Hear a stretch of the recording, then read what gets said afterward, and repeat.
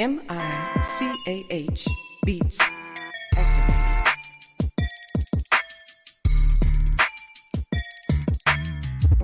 Welcome to Just Therapy, where we talk about life with a comedy twist. With your hosts, comedian Sean Boyd, Antonio Ferguson, and Miss KT. We talk about a whole bunch of shit from politics to people actually taking shits. So sit back, relax, and enjoy the therapy session. Man, this be dope. Make a motherfucker want to rap. I can't rap, man. Hold on, here we go. I can't rap. I really can't. But come sit down on the couch with us. Man, I can't rap. Come to the couch. Enjoy the show. Let's go.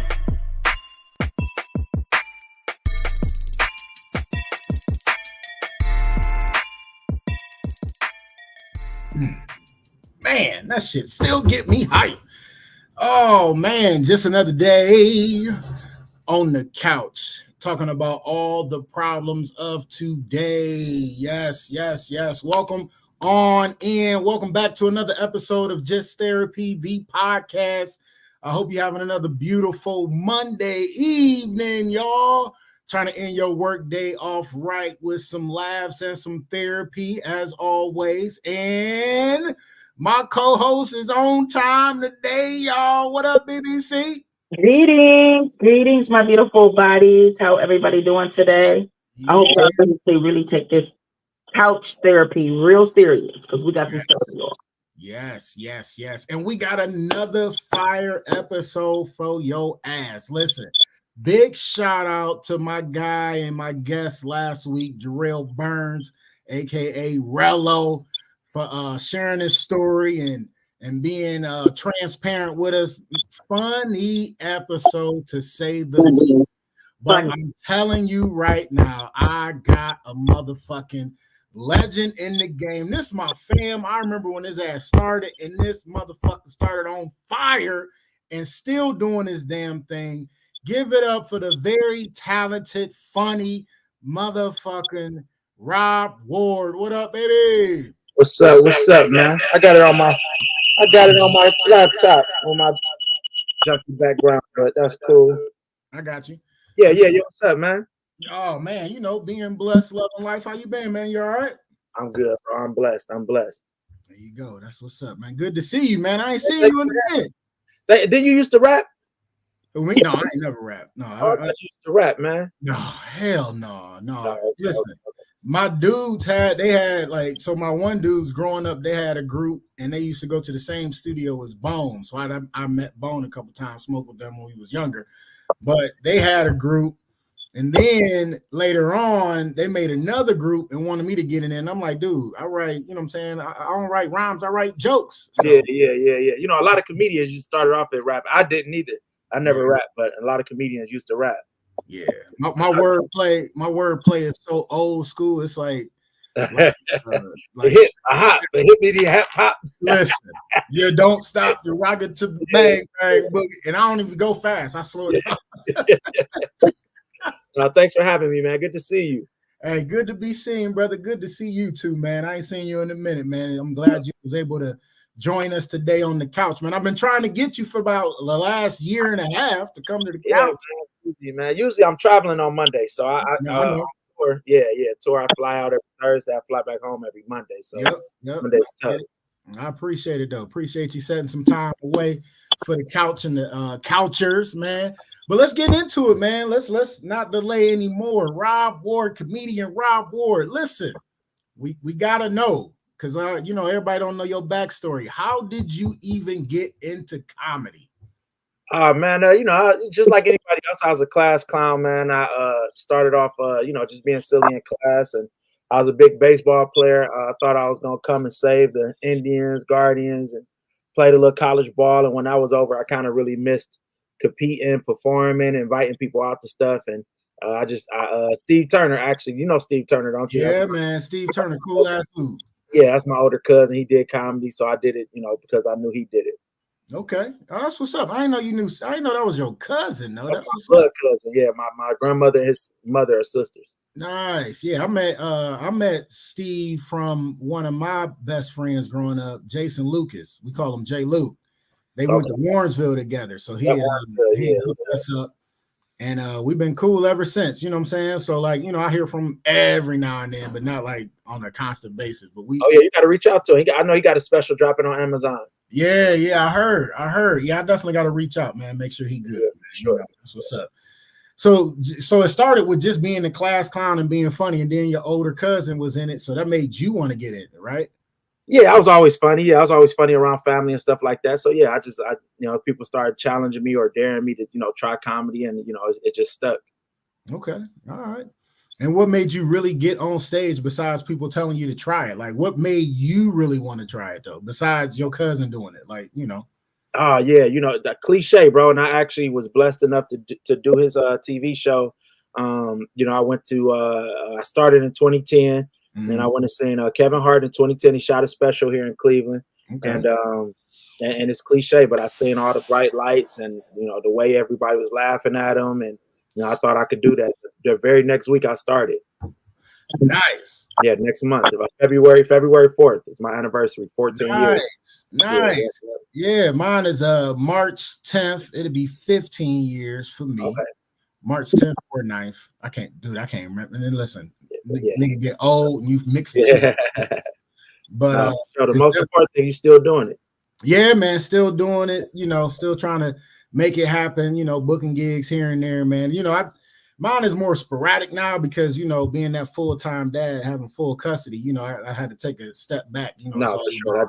but when you get that itch, you still got to hit that road, man. So it's definitely a blessing. Definitely a blessing. So your first time on stage, how did you think you did? Like, did you think you killed it? You think it was like made for you, like soon as you stepped on that stage? Because I know everybody's first time is different. I know my first time, I was like, motherfucker, I told y'all I can do this, Yeah. Some people's first time is like, they kind of laugh because they felt bad for me because it was my first time, but I stuck at it. What was your take?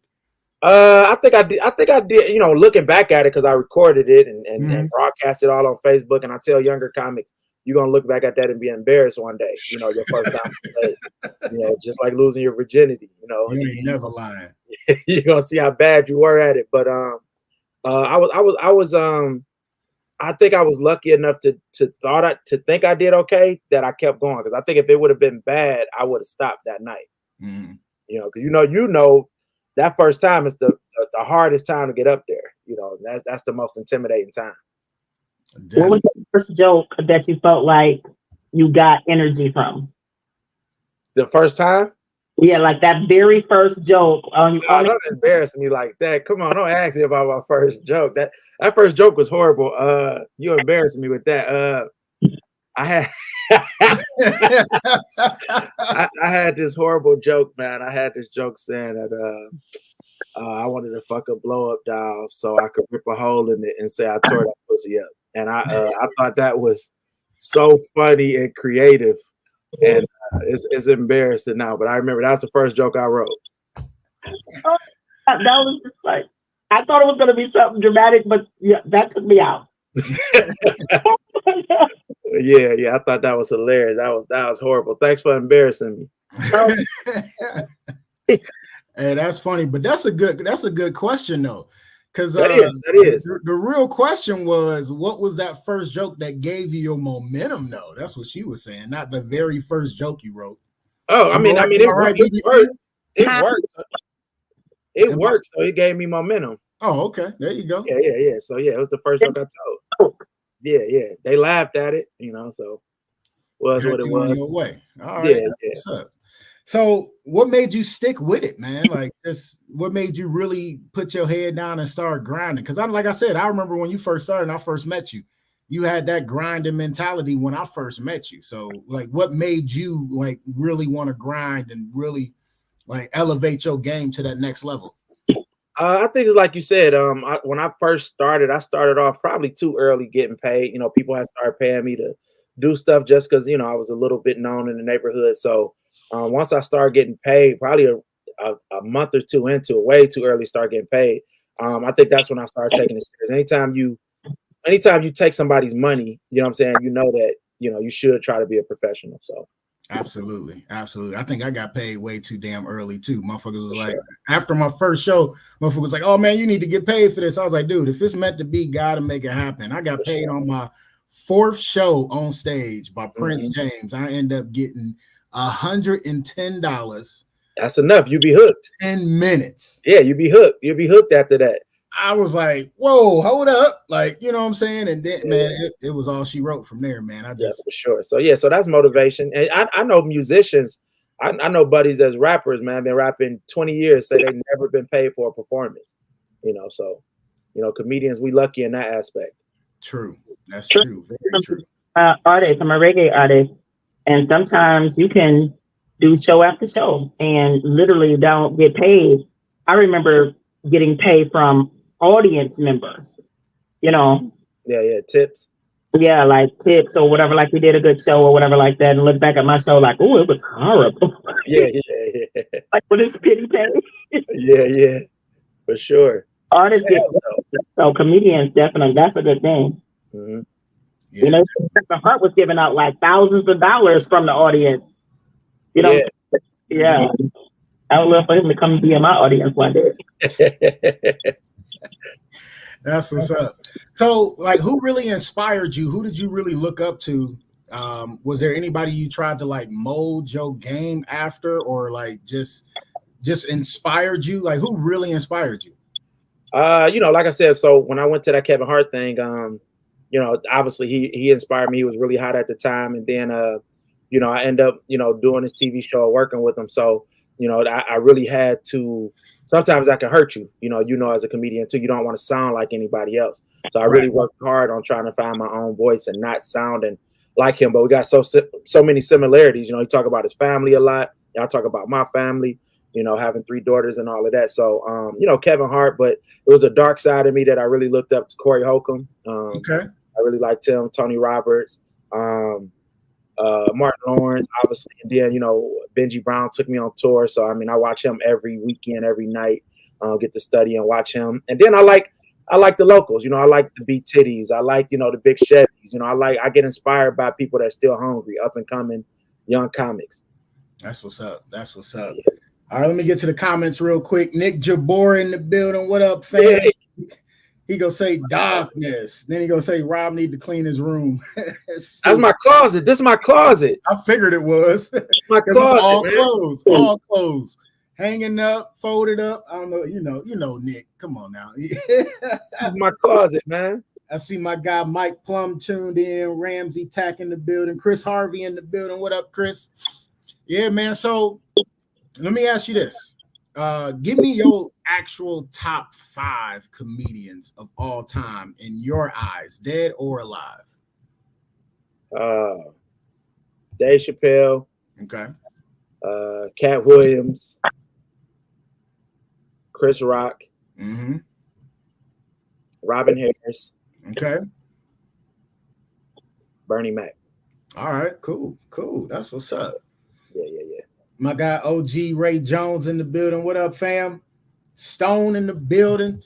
Yeah, man. So I like that top 5. That's what's up. And it ain't have to be in no particular order. Yeah, for sure. You got two people in your top 5. That's in my top 5. My top 5 is all dead and gone, but my top 5 alive, of course, started with Dave Chappelle. You know what I'm saying? So yeah. Definitely. So like who's the second? You can't say that and not say the second. As far as alive? No, you said I got 2 people on my list that's in your list, and then you just named one.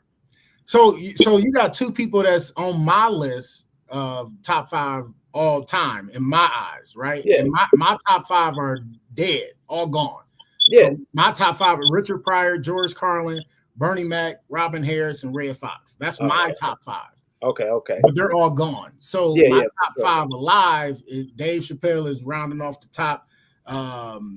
Tony Rock, my guy. Oh, why did I fucking blank on his name? Oh, why did I just do that? It's my favorite top 5 greatest of all time. What's this nigga name? No, this is my alive, so I don't get to say my alive that much. Yeah. Oh, what is his name? I can't. one and it'll come to you. He got I think 2 or 3 specials. His last one was to his mom, Charlene. He was on Deon Cole. Deon Cole. Deon Cole is in my top 5 alive. That's my top 3. Okay. And I don't know where to go from there, because it's definitely some top 5 candidates available, but I'll leave it at top 3 as far as alive. That'll be my top 3 alive. So okay. Yeah. Cool. So what's next for you? What keeps you motivated? What keeps you moving? Grinding, bro. Just grinding. Starting to create. I think at year 14 next month. I just taught a comedy class, and I was just telling them, trying to be creative and create opportunities for yourself and not waiting for other people. So I think that's extremely important. So, I got the First Responders tour. I got the Take Over Thursdays at the Cleveland Improv. I got a college tour going. Just any way that you can create revenue and momentum for yourself. I think is always that, and I think everything else that you're chasing to start to follow. Okay, all right. Tell us a little bit about that takeover at formerly the Cleveland Improv, now the Cleveland Funny Bone. Tell us how that came about. What made you do that? Yeah, so I toured with Benji Brown, and he had a historic night at the Miami Improv, and then Guy Torrey, who also is a friend of mine. Him and Benji both kept getting on me saying, hey, to actually get to the next level, to really build your name, you need to have a successful night in your own hometown. And they kept getting on me. And when you're trying to produce a show, you're doing a weekly, monthly show, is a lot of work. So I never really wanted to do it for sure until Guy Torrey's special came out about the Fat Tuesdays. I was inspired through that, and then it was something that was in the works for a while, but the Improv was just dragging their feet, and then it finally just happened. That's what's up. That's dope, man. And I like to see that you giving the artists that we know, that stays, like, especially it kind of touched my heart that Big Brother Milton was like, this is my first time on the Improv stage, thanks to Rob Ward. Now I thought that was dope. Man. Everybody hasn't been on that stage. For sure. So I thought that was super dope, man. Speaking of Fat Tuesday, it was definitely a good documentary, but it almost seemed like it was the Robin Harris story. Oh yeah. I mean, giving him his flowers, man. I mean, which was dope. I liked it. Yeah. I was caught off guard. I thought it was gonna be all about Fat Tuesday, but to me, it was like half and half. Yeah, for sure. No, it was dope, man. Because I heard stories and whispers about him being the first one to really have an urban night. So I love that they paid homage to him and gave him his props for that, because he could have just been all about Fat Tuesdays and Guy Torrey saying how he thought of this and that, but Black comics really don't have places to go, so you got Hilarities, and no knock to them, it's just not our club, right. So and even though the Improv is owned by white people, Black people patronize it and go there, so it's a place for us to go to, somewhere for us to go. That's why I didn't want to gatekeep it and reach out to other comedians that I know tour. I wanted to give the locals opportunity. That's what's up. That's good shit. I like that. Yeah, because like the Improv is definitely like, where the Black people go, to see the comics and shit. And then Hilarities is like, the like the more mainstream, for everybody comedy, but both rooms is nice. Both rooms is, is a pleasure to be on both of those stages, and just to, be able to, use our craft that we love, so definitely kudos to both of them. But yeah, man, kudos to you, man, for having your own night, man. So are you doing once a month? How are you doing it? Once a month, once a week? Because like I'm building it. And it's building it, man. I want to do weekly or bi-weekly, but again, that's a lot of work, man. And then also too, you have to it's just like having a new NBA team, in a new city. They got to earn that right. They got to sell tickets. They got to get people in the seats to show that they deserve having a team there. So that's what we got to do at the Improv on the Takeover Thursdays. We got it. We done sold out the first 2. I know Valentine's Day gonna sell out easy. Nice. So we got to keep selling tickets and eventually we'll get there. That's what's up. That's good shit. Quinn Patterson in the building. What up, my guy? What's going on with you, man? Thanks for tuning in. Hey, Nick Jabor asked, no Eddie or Pryor in your list at all? For me, Yep. yeah, bro. I think and I try to be careful saying this. I don't want to blow up one day and people say, but I just think I watch some of the Eddie Murphy specials and obviously hilarious, but I just think for our time, right? Like I'm 38. You know, some of the things they were going through prior and all of that, you know, it's just not as relatable for comics. Are they legends? Are they worthy to be on top of? Absolutely. People that resonated with me that I could relate to, you know, I just want to be realistic. I hate when somebody been doing comedy a year, they 19-year-old and they talking about Richard Pryor. Like, bro, you don't know what Richard Pryor was talking about. What are you struggling about? I just try to be honest. That's all. I'm just trying to be honest. I can relate to the comics that I mentioned in my top 5. That's what's up. Nick, he older than me, so Nick, no, he got all that gray and shit now, so he knows. Nick definitely like an old man now. Yeah, I know. Yeah. Hey, that's a good. I like that answer, man. You know, more relatable to you, just for the simple fact of your age or whatever. But go ahead, BBC. Because you said Robin Harris, which is still like. Yeah, that's true. That's a great point. That's a contradiction. Why you keep calling me out? I'm just doing. But if I could, Robin Harris to me, if I, you know, from the clips I've seen, because I've never watched a whole Robin Harris. Does Robin Harris got specials? I don't even know that.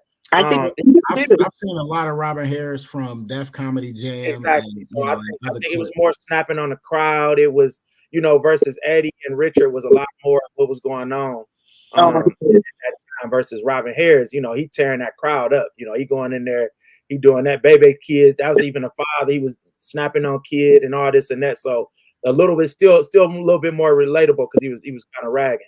And Baby Kid it's like it just kind of revamped again. Like I think they just put it out again for kids of today. I just seen a little bit with Baby Kid. That's like a time you don't try to call me out, but you see, I got a reason for everything I say. I ain't just on here talking, you know. You got a good mouth. You definitely got a good mouth. I don't like that, Miss BBC. I don't like your name. You can't say nothing about my mouth. I don't like your name to be talking about my mouth. The lip, trust me, I'm checking you out. Yeah, I see you. See how it's going on. So don't try to come for me because I'm coming for you. I'm just, you know. Yeah, no, you just gotta change your name. I would never change my name. You like it because you keep talking about it, so you keep touching on it. I'm a comedian. Of course, I'm gonna talk about a woman named Miss BBC. In one of your shows, if I come to one of your shows or I see you on there and you start like, I met this lady named BBC, it's going down. Nah, I got you. Hey, that's hilarious. So tell everybody where they can see you next, man. What you got going on? What's next? How they can follow you? You know, the website, all that good shit. Drop it for everybody. Yeah. Rob Ward Comedy on all social media platforms. Rob Ward Comedy. Try to make it simple and streamlined to everything. So you can see me on there. I just posted my schedule. New dates out now. Locally, Takeover Thursdays, Valentine's Day, Cleveland, Funny Bone. That's where I'll be at next locally. That's what's up. And that's crazy, man. I didn't even know that was even in the works as far as Funny Bone taking over the Improv. They must have definitely been like, here go a nice little chump change. And because like I thought they would never change it from the Improv to the Funny Bone. Because I mean, you already know we got Funny Bones close anyway, but yeah. Well, it was a licensing thing. So the Improvs were charging them $1,000 or something like that every month. So, you heard of Dave Stroop, like every one of those clubs under his umbrella. So, the Orlando Improv, Tampa Improv, and the Cleveland Improvs, the rest of them Funny Bones, they were paying them $1,000 a month just to use that name. So I think it was a business decision to actually just cut that out, and save that money. Okay. All right. Giving us the insights. I like that. I was wondering, because like it just popped up out of nowhere, and I'm like, God, Lee, hold up, when that happened? Because you think they'd keep the Improv because it's a more historical name, but right. But you want to save that bread. Yeah, $1,000 a month. That shit add up, especially over the years, multiple clubs. Absolutely. That's what's up, man. Thanks for coming to the couch. BBC, you got any more questions for him before we keep it moving? You can ask me a question. It's cool. Don't shoot. I felt like I was catching strays over here for real. No. No, I don't know. You asked a lot of great questions. Like I said, you know, he has very good answers. And I like the way you're representing yourself. I do love that you're teaching class. That's one thing I want to, when you teach, what made you want to start teaching comedy class? That's really good because they say those that do should always bring up people behind you. So what's your reason? Yeah, I think just to build our scene, unselfishly enough, I think that a lot of comics want to be the top dog in their city, but what comics don't realize, if you have a strong city of comedians, you're going to, selfishly enough, now you're going to get more auditions, you're going to get more opportunities, your scene is going to look stronger, because of that. So I don't teach a comedy class on how to be funny, how to write. I'm still working on that myself. I'm not arrogant enough to say that I can make a comedian better, but what I do stride in and what I'm really good at is the business aspect.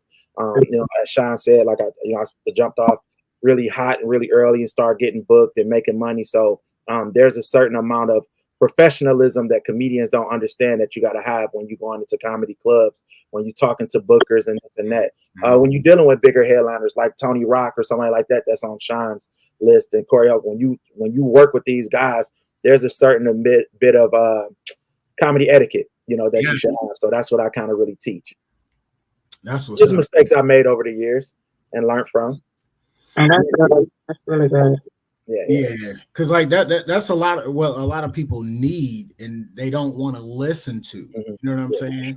I was blessed enough to have a mentor that like literally got banned from clubs and then got re-put back into clubs and all that and had success. So he was telling me what not to do and what to do all in once, as far as, because you go to a club, it's still a business. For sure. When you go in there. Yes, we doing something we love, and yes, we getting paid to do something we love, but the business aspect floats by so many people where they mess up their other opportunities that can come down the line.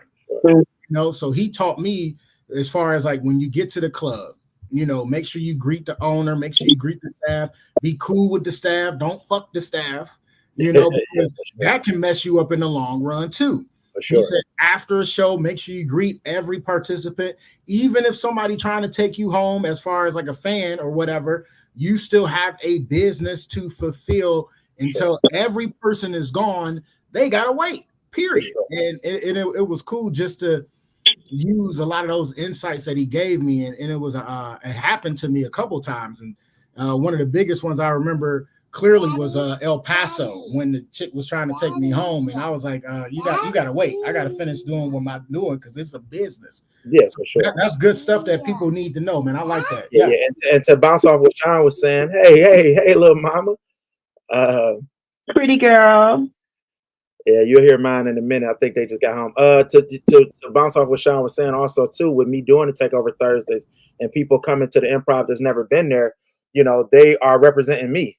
So I wanted to give this class so that they don't go in there and act, Hollywood or bigger than they are. They know that it's a job, it's professional. So, that had a lot to do with it too, me teaching this class, so that, because they've never given a black comedian or any comedian their own night at the Cleveland Improv / Funny Bone. So, that's also part of it too. That's what's up. That's good shit.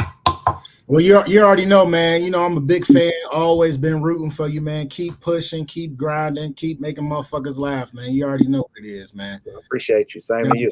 I definitely appreciate you coming to the couch. You ain't got to go nowhere. We just, done with the interview part. Let's get into the regular scheduled programming. Y'all know we always like to start with a recap on what happened to us this past weekend or whatnot. I'll start us off. This weekend was pretty cool.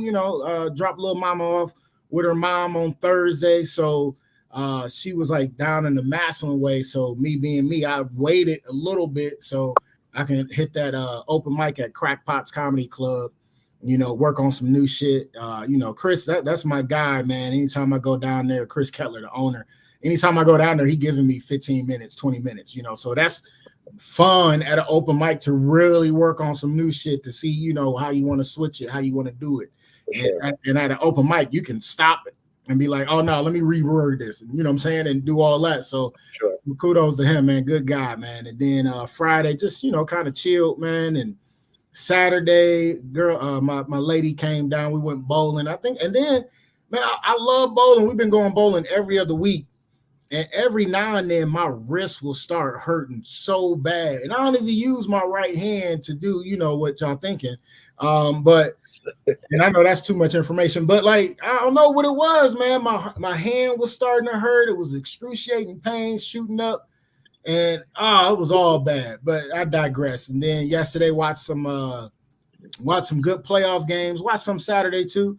And then just excited about this Super Bowl coming up, man. Even though my team is out, but so it is what it is. And then today, work, picked up little mama, and back to the grind, y'all. So who want to go next with their recap on what happened with you this weekend? You can go, Rob.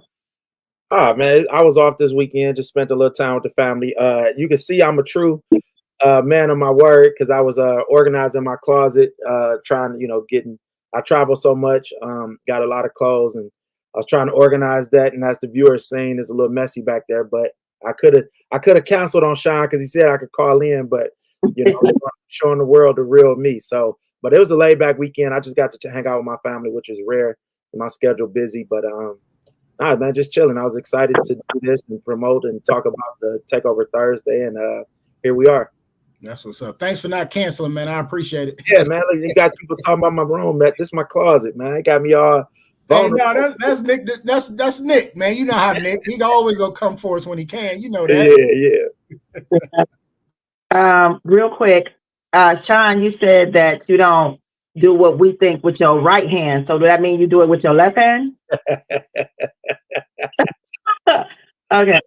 Yeah, I had a really laid back weekend. I honestly it went so fast I didn't even realize that it was over. I can't even remember anything that happened this weekend. Wow. You smoke weed? Yeah, I'm always super busy. I just rehearsed. I was just rehearsing, working on some new tunes. Oh, I actually got a videographer offer me a job of writing a song for her. And I thought that was pretty cool because, I'm an amazing writer. So it was just like, boom, I was sitting at my desk and I was like, dang, my lyrics so dope. And I was making like these videos.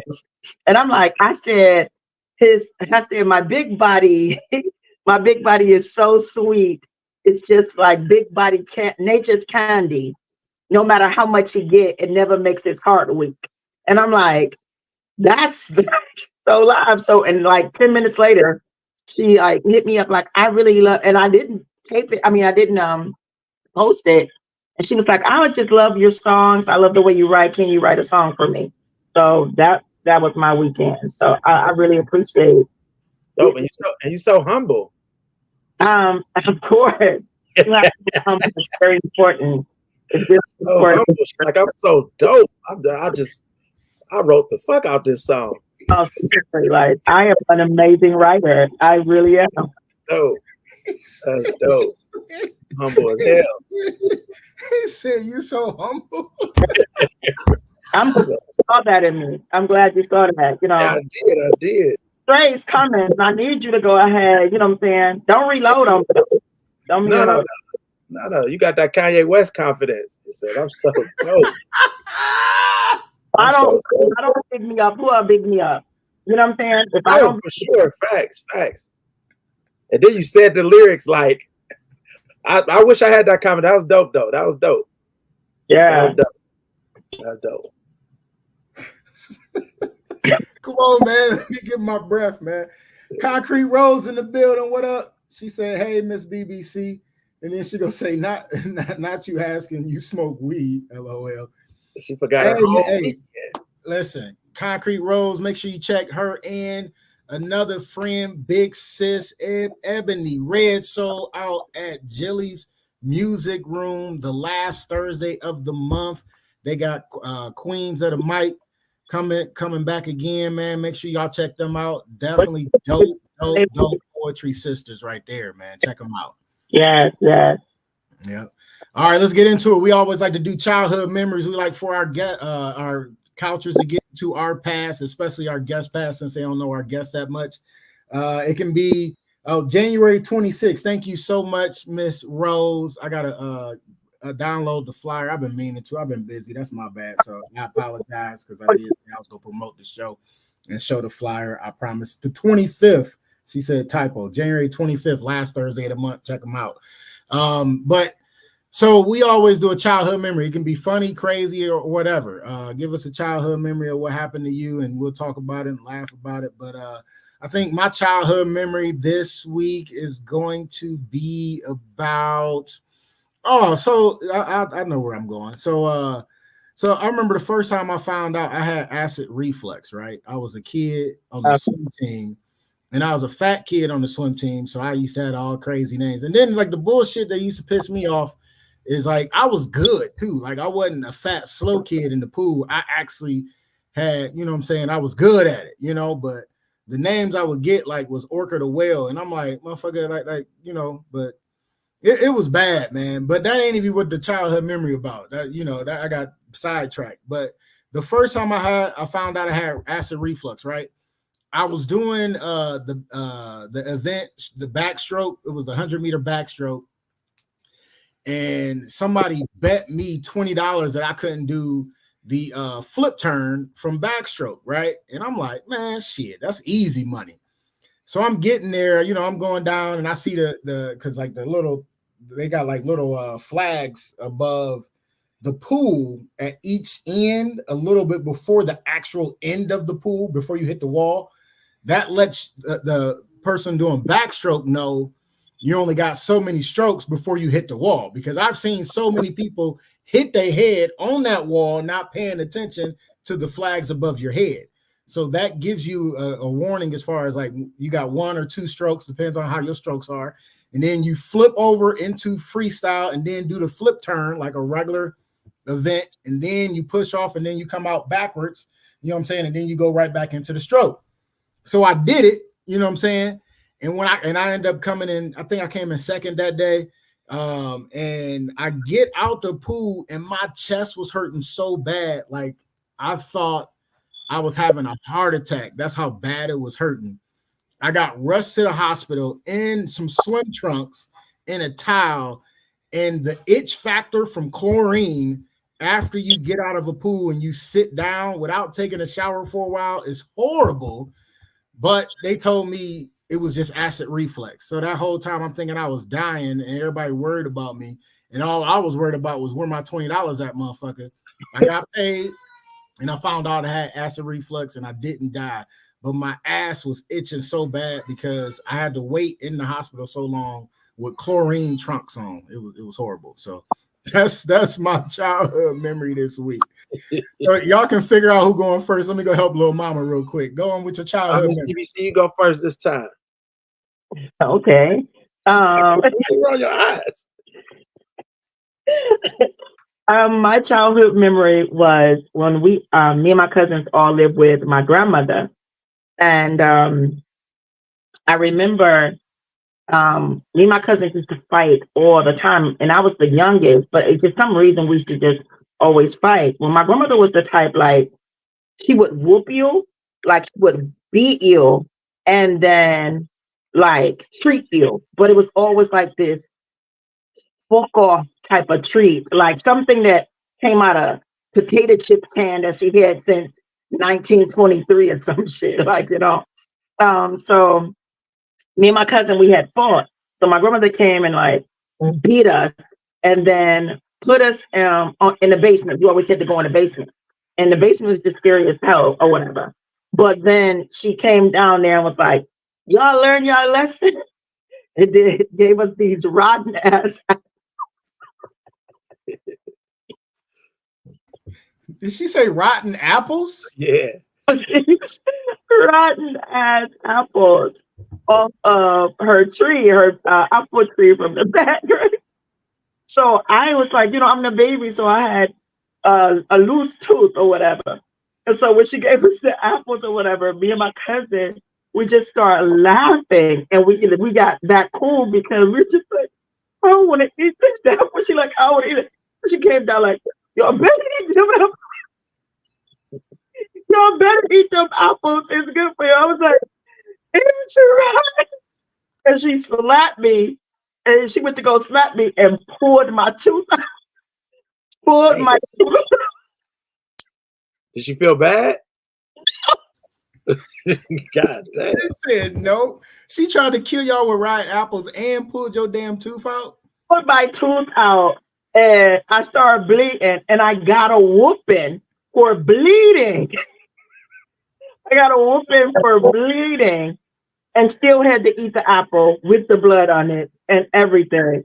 And my cousin buried the apple inside this hole that was in the basement wall so that I could eat it. And when she was moved, my grandmother was moving. 7 years later, she found the rot apple, like bugs and everything had grew on it and all kind of stuff. She was like, "Oh my God, I wonder what that was, some kind of animal." That's the animal. It was like the apple, but yeah, that came to mind the other day. I said, I am telling that story. Yep, she pulled my teeth, and my tooth never grew back right. Like right there, it's cricket. Never grew back right. Wow, that's crazy. Yeah. She literally tried to poison y'all with rotten apples and smacked your tooth out and gave you an ass whooping because you was bleeding. All rotten fruit to her was the best fruit for you. Really? Like banana black, you eat that. That's good for you. She'll mix it in milk and everything like that. Anything, all rotten fruit. Like, no, make your bowels move and make your bowels move. Like, no, lady. No. You're crazy. That's crazy. Rob, go and give us your childhood memory, brother. Oh man, y'all put me on the spot again. You ain't tell me we was doing none of this, man. I gave you the topics. Yeah. Oh, you said childhood memory on there? It was all on there, bro. Flowers is next. Yeah, I always try to make sure everybody know. Yeah. No, so I remember I was in junior high school and me and my friends, we was class clown, so we couldn't go to this dance we were having. So my friends that came to my class, they knew we couldn't go to the dance. And I was a good kid, by the way. Like when I say like a good kid, like my grandmother raised me, so I knew I couldn't, she was, stopping us from going in the system. So I was a good kid. I didn't want to disappoint my grandmother. So even though I was a class clown, my grades was decent. I played sports. So my friends come to get me because we couldn't go to the dance and we're gonna cut school. We ain't about to sit in the class while everybody else like, and I didn't want to do it. I'm like, nah, truancy was big. They start warning kids, you're gonna get in trouble about truancy. So anyway, they let us, this is how good of a kid I was. so we leaving, we cut school, we leave out the side door, we walk in, and then the truancy police see us and they started chasing us. I was a chubby, I wasn't fat, but I was a chubby little kid. I was slow as hell. And, my friends leave, they duck off, bro. So it was like some construction workers or something out there. I hide behind this car from the truancy police, and the construction workers must have told them where I was at. So they get me because I wasn't running far. So they get me, and as they, bro, they were so rough with me just for truancy. So they threw me on the car, the hood of the little truancy police, and as they threw me, they put my hands behind my back. I yell out, "I'm a good kid." So I yell out, "I'm a good kid," and no lie, bro, my friends got away, but I knew where they had ran, and for some reason, true story, I look at them and say, "Man, they got us, bro," and I look in that direction, and they got them too. So I was scared to go down by myself because I was a good kid, bro. No, what I got from that story, it was a lot of snitching going on. First off, the workers didn't look out for you and be like, "Oh, they went that way." Yeah, no, for sure. Off, told where you was at, and then your ass was like, "Oh, they got us, y'all." Like, I did, bro. I did. I was a good kid, bro. You like that day. I was a good kid. I was a good kid, bro. I said, y'all got me out here anyway. I had to go to jail by myself. So what happened? Did you get off? What they do? Yeah, they took us home, gave us a warning, and did too with me yelling, "I'm a good kid." It was like, "Man, we're gonna give him a warning, man. He seemed like a good kid." They let us go. So I was glad I said that. He said, but I'm a good kid. As they throwing me on the hood of the car. I'm a good kid, bro. I'm a good kid. Oh gosh. Hey, that's hilarious as shit. That's hilarious. Concrete, yes, he is from Cleveland. Yes, he is. She asked, are you from Cleveland? Yeah, Cleveland, born and raised. Born and raised, yo, the land. All right, here we go, man. Flowers while they're still here. We like to give people flowers while they're still here instead of being so conditioned, like so many of us are, to give people flowers while they're dead and gone. So we like to give people their flowers so they can actually smell them roses. My flowers this week, is gonna have to go to my guest, Rob Ward, man. I'm giving you your flowers, man, just for the simple fact is since I met you when you started in comedy, we always been cool. Never had any beef. Always, encouraged each other. And a lot of times that don't happen in the comedy scene. You know what I'm saying? Sometimes it do. I would say 75% of the time it does. But it doesn't always happen that way. So always. You say that again, my bad. Or it's phony sometimes, yeah. Or it's phony sometimes, right? Yeah. My admiration of you has always been real, because the simple fact of I seen the way you were grinding off top, always been rooting for you. Like even when you made the Apollo, when you was on, I Heard of the City. I was like, man, good shit, fam. I'll jump in your inbox. Hey, man, congrats. Good shit. Instead of just putting it on your page to let it know it was a little bit more personal. And just your grind and continue grind is awesome and dope to see, man. So, and then the simple fact, I've been a dad for 26 years. And man, then to see, wow. He just turned 26 in December. Wow. It's crazy. Wow. Yes. Yeah. And it's crazy even when you say it out loud, like, golly, I've been a dad for 26 damn years. Yes, 26 wonderful, hard, still get on my nerves years. But to see another brother and another comic and another fellow Clevelander be so passionate about his family and his kids, man, is just so fucking dope to me. So listen, keep grinding. Keep doing your thing, man. Keep taking care of that family like you've been doing, man. So I gotta give you your flowers today, brother. There you go. Appreciate that. All day, man. All day. You need a little sound. You need a little sound when you do all that, bro. You say what? Buzzer. You need a little sound when you do that little clap sound or something. Yeah. So listen, I got a soundboard on my phone, but I gotta watch the chat because if they're not on the actual Just Therapy page, I can't put it on the screen. Like if there's on the Just Therapy page, every comment that come up and I'll put it on the page or the YouTube page. But for some reason, anytime they comment on my regular Facebook, it don't come up. So I'm watching that just to make sure. But I do got that machine that give you the claps. And yeah. I got the buzzer that and all that shit. Well, I appreciate the flowers, bro. I really do. Yeah, no doubt, man. Well deserved, man. You deserve them, man. Keep grinding, man. I love the grind, man. Keep doing your shit. Thank you. Yep. All right, I don't know who going next. I know y'all taking turns, but go ahead with it. Okay. Well, mine is simple because I just posted the video. Takeover Thursdays, you see, and I gave Rob Allen, a Cleveland legend, Comic View. And Sean coming up. We about the same age in comedy. Sometimes the older comics, they like to haze comedians. They like to dog us. They like to cheat us out our money. So that's what I didn't want to do to younger comics. That's why I'm giving them an opportunity at the Improv, at the Funny Bone.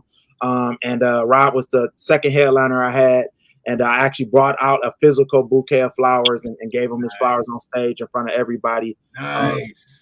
So, that's the OG, man. Super talented. Always treated every young comic with respect. Always gave us advice. So that's what I strive to be. And hopefully any other comic sees that. And try to do that for other comics because we're stronger together. Yes. Hey, that's dope, man. Rob has always been an OG, man. Always been a good brother. Always been encouraging to all us younger, younger comics, because we all younger than him in the game. And just always had wisdom, man. And just was a cool ass fucking dude, man. Yeah. So yeah, definitely. Rob, you definitely Rob Allen. You definitely deserve your flowers. Both Robs, y'all getting flowers. That's what's up. But because like I did that for Nadal at Oh, really? Nice. my last suicide awareness fundraiser. Nice. I made her stay because she was like, I'm about to leave Sean Boyd. And I'm like, no, I need you to stay. She's like, you want me to run the door? I was like, nope, you ain't got to do nothing but relax. Just, I need you for the first 15 minutes of the show. Yeah. Because I got some, and then I gave her a real bouquet, man. It took everything in me not to fucking cry while I was giving her some flowers, man. Because all the shit she been through, man, with losing Pete, man, and we all lost a legend and a cool ass dude. For sure. She lost her partner, man. So her best friend. Yeah, man. Her best friend for sure. For sure. Did she cry? She had a little tear. Yeah. Had a little tear, but she definitely held strong as hell though. Yeah, she's strong, man. She's strong as shit, man. It's crazy. Yeah. Real quick before BBC go with her flowers, Ramsey go say next time police are beating on you, remember to tell them I'm a good brother. Then with the laugh. Oh shit! All right, BBC, give us some flowers. Who you giving flowers to? I'm giving my flowers to every person, especially mothers and fathers who catch the public transportation. I had to be on a bus today, and I mean, I remember, when I was younger, a beginning mom, I was on the bus as well because I stayed in a lot of trouble, so I was always getting my car towed. But I was out there on the bus today in the winter, and to the bus drivers too. They deal with a lot, and like traveling, snow, slipping and sliding, kids crying. You're trying to pay the fare, and it was so overwhelming. People cussing out the bus drivers, to all bus drivers, all people that do transportation, public transportation, taking a bus. Man, I give y'all flowers, red carpet flowers, because it was a lot. I was carrying 25 boxes of donuts, 25 boxes of 12 dozen donuts, and it was very strenuous. I'm saying, and catching 6 buses, going, one bus was an hour there, hour back. It was crazy. And I was just watching these parents and people in wheelchairs and walkers, and I'm saying, it was just like, yo. And to me, I give flowers to that, but also if you want to discipline your kids, make them take public transportation for a week. Like, that is like the ultimate like drawback of, like humbleness. Like, shut you down, really realize that people that can't, don't have a car or can't afford it or whatever like that, have to do what they have to do. That will humble the out of your youth. And any person, I don't care if you pay all the bills for your wife or you take care of your husband, like, I'm not driving you to work, take the bus. That will humble somebody. So literally, to those people, my flowers go out to every one of them, because this was a stressful day for me.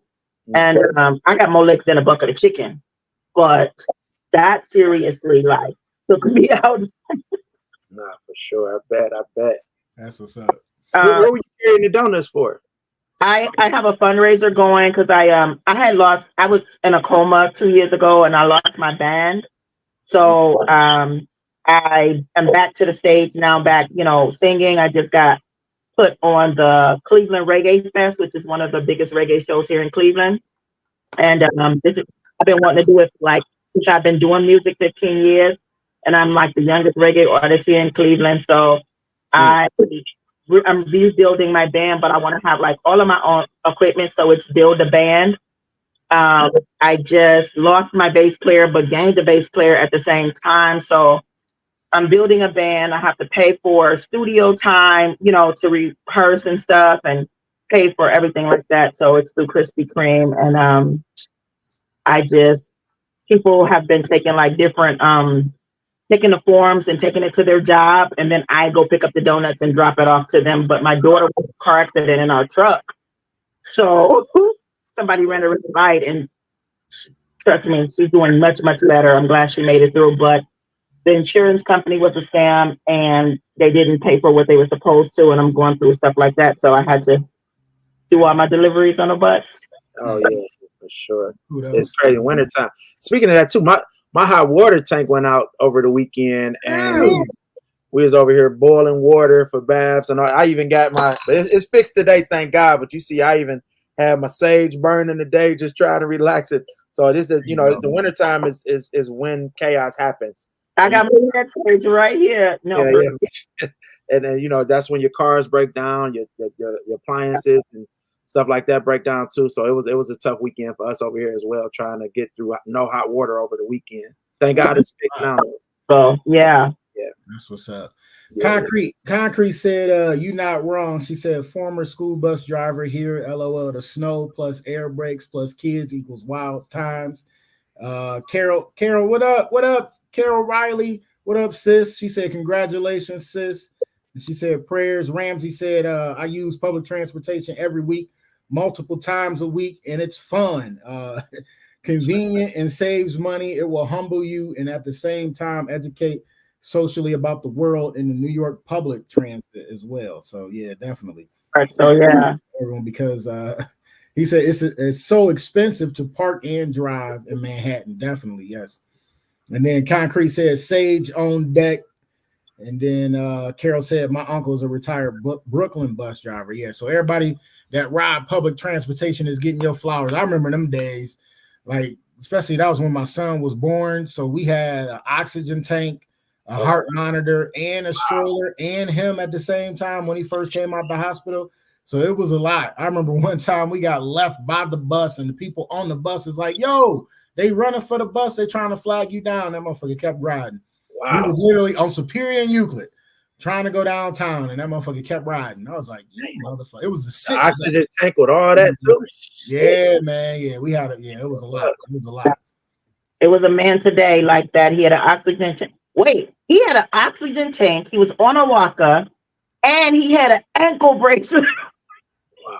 The ankle bracelet on. What kind of shit he getting into with an ankle bracelet on and a walker? I gave him my gloves, and like, "No, sister, no." And I'm like, "No, you can have my gloves." I'm like, "Trust me, I really don't even wear this much clothes. Like, you know me, I don't really like a whole lot." And I just had on a hoodie and this little jacket I had made, but I'm like, "It's cool. And he like, "No, I don't want to take it." I'm like, "Man, take these gloves because I don't take them off now, and now you got to take them." And then I kind of bullied him into it. But yeah, he had an ankle bracelet with an oxygen mask and a walker. Wow, that's a lot.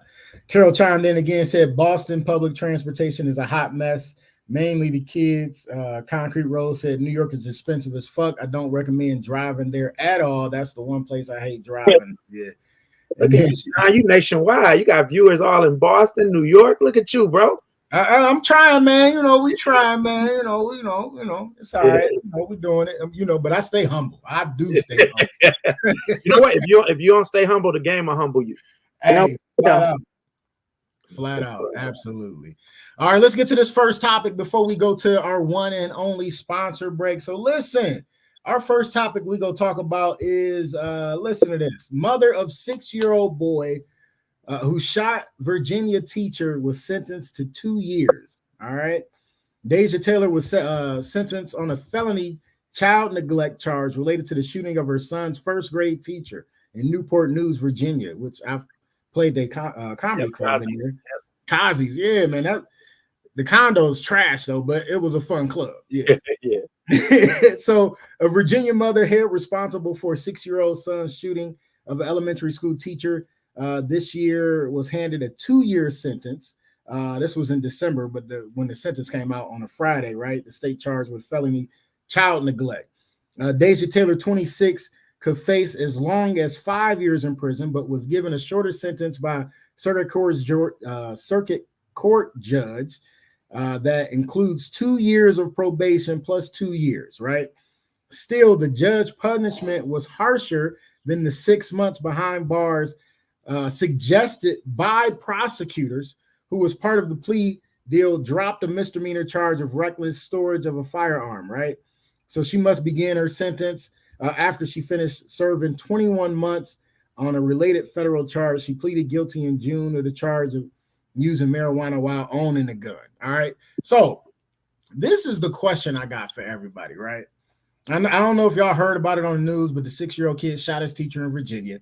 The teacher did not die, thank God. But He got his mom's gun, took it to school, shot the teacher because he was mad at the teacher, right? She gets 2 years for it, plus 2 years probation. But there's so many cases where kids shoot up a school and kill several people, and the parent is not held liable, right? So this is my question to y'all. Should the parents be held liable? And why all of a sudden they want to hold her liable when it was so many other way tragic events that happened and they didn't get held liable? Well, I think when you talk about a school shooting, because I was trying not to interrupt you while you're reading it, but No, there's a first grade teacher, and so that's a baby, so I think that mom should be held accountable for that versus these teenagers and stuff like that shooting up a school. I think that's a more of a, you charge them as an adult, but how can you charge this baby as an adult? That baby had access to a firearm versus somebody in high school or something like that, or these teenagers doing it. So I put myself in the victim's shoes, unfortunately, and if that was my wife going to school or and I worked with kids. I worked at the Boys and Girls Club, at the after school teacher almost in a sense. So, teachers, as she was just saying, public transportation people go through a lot. Teachers go through even more, especially with these kids now not being held reliable, these parents not being held reliable. Look at the Kia boys, look at them stealing cars and all this and that. So, how else do you fix it but hold parents accountable? So I don't know. I really don't get into politics and stuff like that as a comic, but I think that was a baby, and that baby shouldn't have access to that gun. No, I absolutely agree. BBC, where you coming from on this one? I disagree. I don't think, because it's okay, as parents, y'all already know it's so hard to be a parent. You know what I'm saying? I mean, and I'm gonna say I agree. I want to agree to disagree. I will have to really see what type of mom this was. You know what I'm saying? You can just sit your baby on a couch or do something. You sit a night down or whatever like that. Like, it's very, very hard with these kids today. Like, if it, in our time, I think it would be, but with these kids today, they're so advanced. They're watching every little thing. And then social media, they have all this stuff that tell them, stuff. And you don't know who's talking to them. So I would have to be involved with this to like, is this kid one of those kids? Because, people don't believe that some kids are really evil. They're really wicked. You know what I'm saying? So, like, is this one of them kids that set mice on fire and chop up stuff, put the cat in the microwave, type kid or whatever like that, where you're like, you got your thing locked down, but this kid is very sneaky. 3 and 5 year olds are like, they are delicious today. You know what I'm saying? They're very advanced. They're very smart. You know what I'm saying? I mean, they got 8-year-olds having babies. You know what I'm saying? So in real life, to me, it's like, I feel like, I don't feel like the mother should have to go to jail if she's a decent mom or whatever like that. If she knows she put the gun up, if she knows that she did everything she could to make sure it was away from this kid, but the kid still got a hold of it. But like, if she, you know what I'm saying, if she's whacked out or whatever like that, but I think that child definitely should get help. That child definitely should be processed in a way too, because, you know what I'm saying, it shouldn't be, because when you go overseas in different places where war and everything is, their kids are trained to use guns. You know what I'm saying? They're trained to be killers. They're trained to be all of this. So when, the military have to walk up on them, they sometimes have to take a kid out because, kids are handling assault rifles. So is this kid taught to use this weapon or not? If it's that case, I don't feel like the mom should be blamed because kids are very advanced. But if she's raggedy or whatever like that, or if she's a parent that teaches her kids how to use the weapon and everything like that, which I was that type of parent, and only because I was a single kid mom. So I wanted to prepare my daughter like, hey, if somebody in here choking me out, come stab him in the back of the leg. I was taught when I was younger how to use a weapon at 4 years old to protect myself from a molester. So it's like, I need to know the reason. You know what I'm saying? Sometimes you have a reason why you have to do certain things, but sometimes you try to do your best to make sure those things don't happen, and kids still get involved. Well, let me ask you, because like, so I travel for a living. My wife is a stay-at-home wife, and you know, we didn't have a discussion about guns, and believe me, as a full-time comic, I get a lot of time with my kids, and I commend women that have to do this 24/7, because even when I'm home for a week, you know, it's a lot. It's overwhelming. It's, you know, you sensory overload. Somebody always touching you, all of this and that. So, you know, you could be a decent mom, and this is why. And my wife's an amazing mother, but sometimes because you're overwhelmed, because this and that, you could have a kid in a great household situation, but if you're tired and leave that gun out, or if you this and that, that's still your responsibility. You got to and that's why I don't want a gun in my house. And I hate guns, and I really wish I didn't.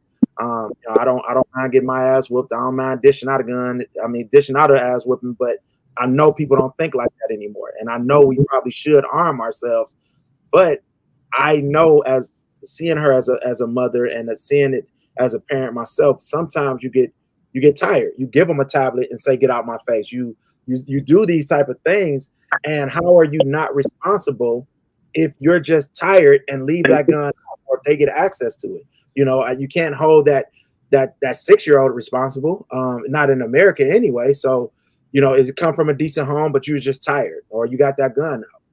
I don't think that you're ever I've never seen, all the people I know, we all have weapons. I mean, I'm definitely a connoisseur of many weapons. Some parents, like, we could be dead tired from it. We gonna put a kid in a bed in a whole snowsuit. But see them corners sticking out. We always, most times, in most cases, with danger, to me, especially as Black parents that grew up, we're in the in-between. I call us the in-between generation. You know what I'm saying? We were on both sides.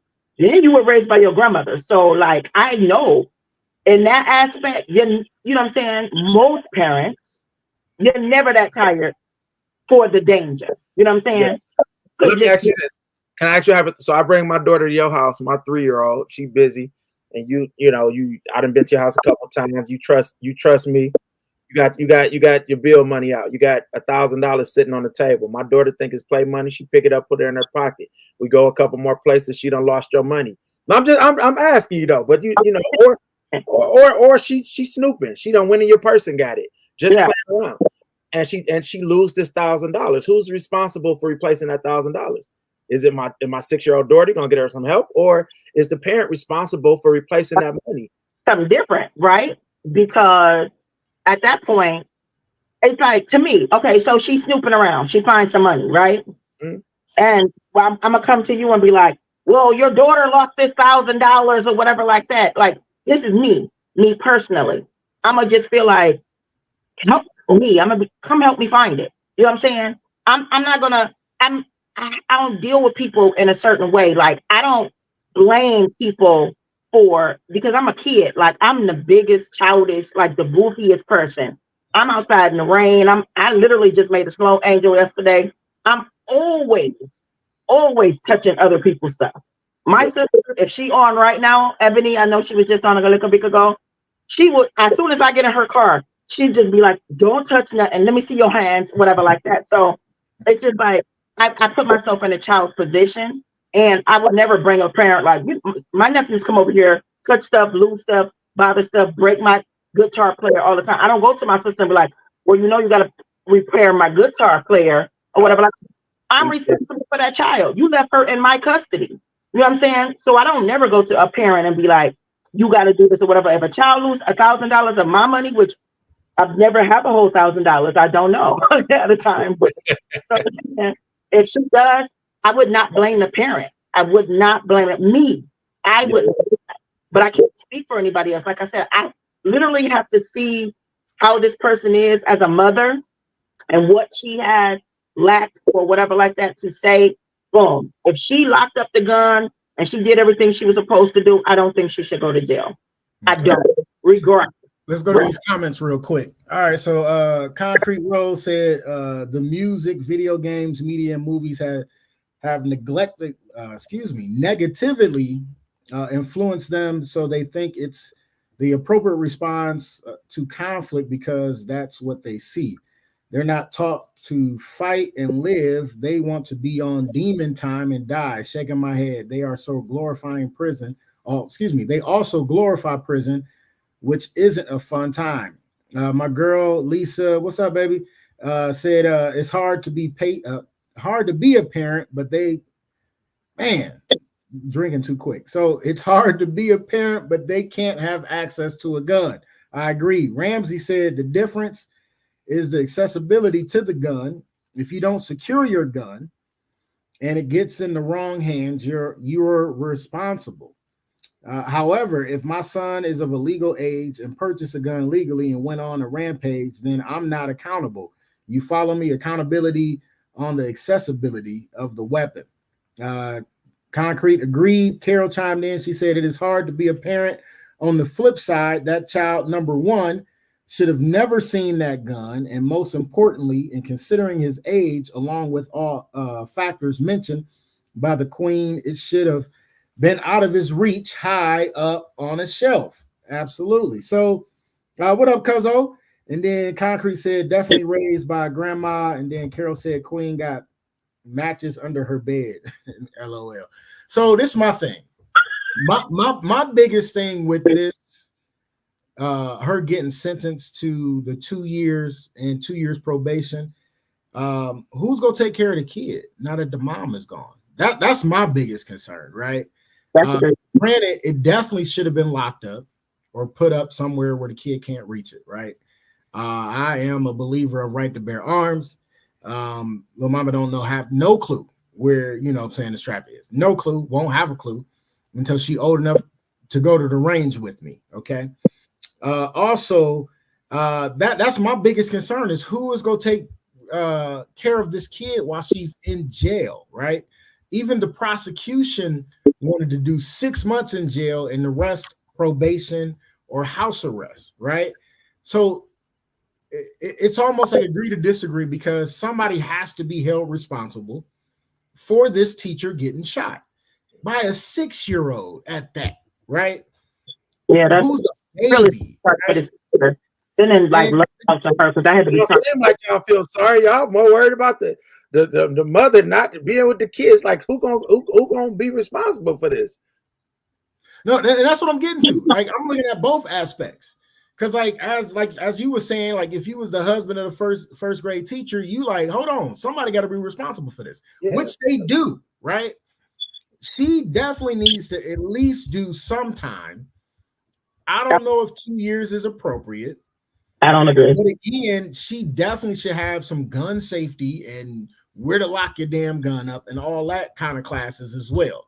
Because tired is just an excuse. You are never too tired to lock up the weapon. You know what I'm saying? So it should never be accessible to any kid, rather they 3 or 13 or 17. You know what I'm saying? Like they shouldn't have that access to that gun regardless, So it's definitely a sticky situation. Somebody does have to be held responsible for it. And of course the mother has to be because it's a 6-year-old kid, right? But he definitely needs to have some counseling as well because like conflict resolution, you know what I'm saying? Like that's your conflict resolution. You got mad at the teacher, so you took your mom's gun and shot the first. It's happening that this 6-year-old, and that's what this technology and it, there are videos of colonizers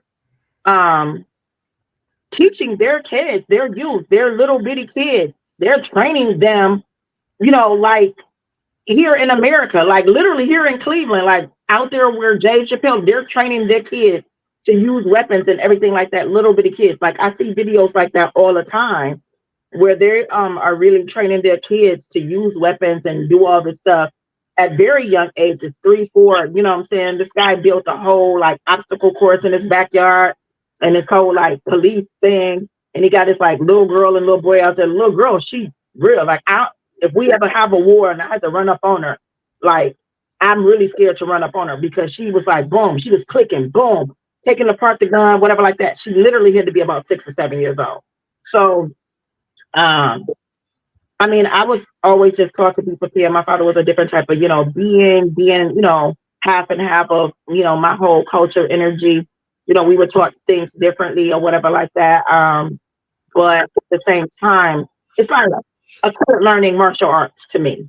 Martial arts is to teach discipline. It's a way to learn to fight, but it teaches discipline. You don't go pick a fight, but if you have to finish it, you have to. You know what I'm saying? So it's like, boom, if a little boy get into a fight and or would even want to take your like bust somebody in the nose, you hit somebody right part of their nose, you could take them out. You know what I'm saying? Now, does the parent get blamed for that? It's like it's such a sticky situation, and that's why I said I want to agree to disagree, because it's like, dang, I feel it. Somebody should, but at the same time, it's like this mother, what she at work, she thinking everything all good or whatever like that. Don't know this child don't took the gun to school. She working, single parent, don't, trying to make ends meet or whatever like that. And boom, you get the call and be like, speaking of that, listen, I'm okay with even Sean a father, I'm a father. We both then had to probably deal with maybe or maybe not Sean, I don't know, baby mama.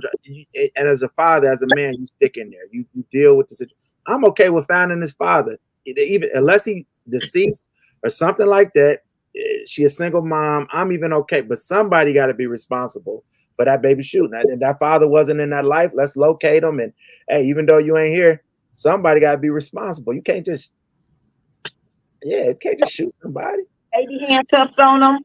He got to go to jail. Baby handcuffs. Yeah, for sure. I don't know, but yeah, that's a tough one. That's why I don't do politics and comedy. No, you talk about baby handcuffs, they'll light you up. Oh my God. No, you said baby handcuffs. I ain't say nothing about the baby. I said if you did, look, don't put that on him. Be like, don't put that on my. Don't. He said Rob Ward didn't say that. He said that. I straight did. All right. Let's get back to the comments real quick. Concrete was like, lockbox for sure. I have grandkids now, so they'll never see a gun just out. If anything, I'm going to show them how to use the weapon the proper way. They need to know how to use it, just like our white folks teach their children how to shoot at an early age. Derek Grace got a lot of side eyes for training his children on how to use weapons. In the South, these white kids learn how to use a gun while in elementary.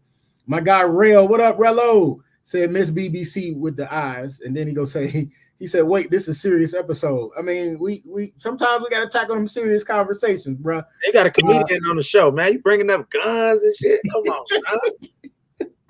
It was a topic I wanted to discuss, man, and I thought, you know what I'm saying? I thought you would have a different, take on it, plus a parent aspect on it. You know what I'm saying? That's why, I kind of do it on purpose. We'll get to some funny comment topics. It'll be good.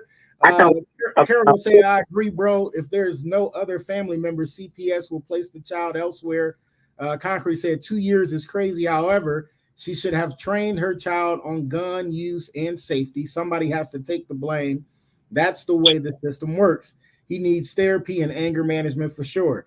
Ramsey chimed in, was like, this was a case of them trying to make a national example of someone. Last year, 2 children under the age of 7 were killed in Cleveland because of negligence.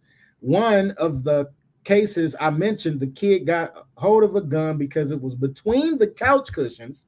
That kind of negligence happens all the time. They were clearly making an example of her, which I agree on that. They definitely were trying to make an example off of this lady. That was my feeling on it. No, every couple of years they do that. Yep. Concrete said, my grandmother kept a few. LOL. I used to play with them. I didn't know they were dangerous. Carol laughed, was like baby handcuffs. Then Concrete said, between the cushions is crazy. That's not safe. Carol was like laughing my ass off. I tried to post a pic so Sean would stop saying matches. What? Matches? Now my grandmother was good. She would pull out a gun out of her bra like in a minute. She would just be in there like I shoot for you. She knocked out my teeth. She was really a strange woman.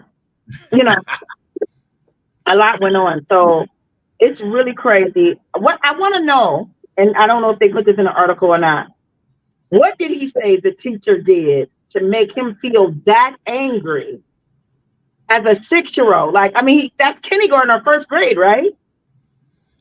Sixth grade is kindergarten. The first grade, because it was first grade teacher. First grade, yeah. I want to know what she said or what she did to make this kid in his mind think, I want to kill her. Like, that's crazy. You know what I'm saying? That's really, really scary. That's scary. You hear a lot of teachers all the time. Like, it's a lot going on with these teachers. That's sad. I'm glad she made it. But that has to be so traumatizing to her. I hope she gets therapy too. Because what if she, like, all she ever wanted to be was like a teacher? Like, I want to teach the babies, and then this whole like vibe go on. Like, that's devastating. Oh, absolutely. But Timbuktu, what up, y'all? Appreciate you coming in. Hey, so this was a definitely interesting topic, though, you know, because we got different sides of it. I mean, you know, we just all giving opinions as it is, but you know, But we don't know the right one. But I mean, it's something I wanted to talk about, though. You know what I'm saying? So it is what it is. All right, let's keep it moving. I don't think we gonna go ahead and keep running instead of just doing our first, one and only sponsor break. We'll just keep it riding. So what's the next topic, Miss BBC? This on you. I know you had something for us. What's up? next topic, I mean, it's kind of serious too. Like, I got you to pick number one. Like, wait, I'm a comedian. Y'all got this serious stuff going on. So the next topic, we're talking about social media. So I want to basically, I don't call it social media. I call it social separation, because I think the whole effect of them setting how they said they wanted, you know, people to like, you know, be able to reach out and connect with their friends and family or whatever like that. Like, telephone wasn't working for that. It seems like, since the pandemic, especially, social media has gotten so separated. Like, it's so, everything is culture separation, gender separation, and everything. So this lady had posted a post about this Dominican lady, and she had gotten braids or whatever, and they was like this big thing going on where they were saying she couldn't have braids because she wasn't Black. And it was just like so stupid to me, because braids, you know, it's oh God, it's so, you know, and so then you know, everybody was going on there like really attacking her, like, braids. So this other lady reposted it as a remix and was saying, like, you know, first of all, braids are cultural, but we're all, you know, children of, you know, Mother Earth. So we all have braids, go all the way before the Bible and everything. Like, even men wore braids, you know, in different cultures or whatever. So I posted, yeah, well, I don't call it social media anymore. I call it social separation, which kind of like went like viral. People really like went crazy over, and they was just like sharing it. It was just like really serious. And my reason is, it's like now social media is set up to separate us. It's like there are trolls. You know, social media has trolls that are paid people to go on different posts to hype up the fuckery. You know what I'm saying? So it's like now we're, you know, I call it I believe it's like social supremacy. It's a way to sabotage us and separate us and make us battle over each other. And I just feel like it's very enslavement energy. You know, it's like we are controlled in so many ways, you know what I'm saying? And we really think we are free, and they call it the land of the free, and this is supposed to be a free platform for people to connect. But in Japan, and where I think it started, Japan and China and all that, they don't see the stuff that we see. You know what I'm saying? They have buffers to wipe out all the drama, all the disagreements, whatever. They see the cartoons and the, you know, people dress up in the little bubble heads and, you know, like Powerpuff Girl shit. They see the dances and everything like that, because they have buffers to clean up all of that. But we get to, they make it so they pay people to make sure it's basically like a reality TV show. Reality TV is really not reality TV. It's a written script that they have to go by, and then they edit the drama and add the drama in, and, you know, do all of that, and they then put it out as reality TV. It's the same thing. They're controlled actors. We are a controlled community. and it's separating us more for a reason, but it's making us so locked in. Like people lock in on more the negativity, more fuckery than they lock in on anything else. You know what I'm saying? And I just feel like it's not really talked about enough. It's not really exposed as that enough. What do y'all think? Go ahead, Rob. You Oh. got it. Because she said a lot. That's that because he be coming for me like, yeah. So my No, shit. I ain't coming from because I actually agree with you this time. I just think that we as people, and the older we get, you have to protect your energy. You have to protect your sanity. And I think that even we all got New Year's resolutions and this and that, and I think that is part of understanding that you can't let people get you outside of your circle. And as far as that too, like it's just so hard with social media because everybody has an opinion now. Sean, as a comedian, you post a joke, people want to say that's not funny or this is that. Like everybody has an opinion instead of when we're taught to just keep scrolling. I'm not going to say anything on your post if I don't agree with you. And as far as somebody getting braids or people saying that you can't get it because that's again people not. We're in the era of people not minding their business. I don't get. No, I'm a heterosexual male, but I don't get people worrying about who somebody else sleeps with. Right. That seems so weird to me that somebody care who somebody else sleep with. So again, I just think that we just got to get back to that as far as like protecting our energy and minding our own business. So I mean, I agree with you. So this time I ain't coming for you. Yeah. It's funny. You should have seen her eyes when you was like, "I agree with you this time." She was like, but so like it is a lot. It definitely is a separation because they want to put everybody against each other, regardless if it was political or racial or whatever. Like they literally put everybody against each other on purpose. And you were speaking of the TikTok. Because it is a Chinese app. That's what it originated as. And they do have buffers where they don't see all the fuckery, but we do. They do that on purpose. So you can get that separation because you'll get a post where somebody would be side eye and then next, they're like, oh, and then they'll say something out of pocket. And then somebody else will say, oh man, that's racist. And then they'll be like, oh, how is that racist? And all that just to keep the shit going, which is crazy because they do that on purpose. Let's get to these comments real quick on this topic. Ryan Rogers in the building. What up, fam? He said, there's a war going on. It's those who have versus those who do not. And the number one weapon against us is to keep us separated, race, religion, politics, etc. Ramsey also said, of course, it's a social separation set up by the algorithms.